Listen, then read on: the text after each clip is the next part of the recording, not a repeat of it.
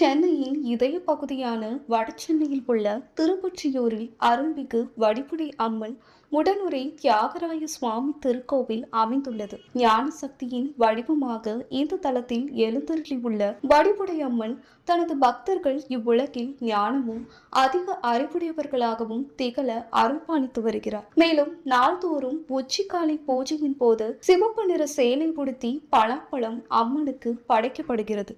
பூலோகத்தில் முதன்முறையாக இத்திருக்கோவில் நிர்மாணிக்கப்பட்டதாக கருதப்படுவதால் இங்கு எழுந்தருளி உள்ள சிவபெருமான் ஆதிபுருஷ்வரர் என்று அழைக்கப்படுகிறார். தோற்றத்தில் மூலவர் திருவாரூர் தியாகராஜ சுவாமியை ஒத்திருப்பதால் தியாகராஜ சுவாமி என்று அழைக்கப்படுகிறார். இந்த நிலையில் ஸ்ரீ தியாகராஜ சுவாமி பரமேச மாசி பெருவிழா கொடியேற்றத்துடன் தொடங்கியது. இந்த விழா 11 நாட்கள் தொடர்ந்து நடைபெறும். இவ்விழாவில் 1000க்கும் மேற்பட்ட பக்தர்கள் பயபக்தியுடன் கலந்து கொண்டனர். விழாவை ஒட்டி கோவிலை சுற்றி வண்ண வண்ண விளக்குகளால் அலங்கரிக்கப்பட்டிருந்தது. இந்த விழாவில் திரளான பக்தர்கள் கலந்து கொண்டனர்.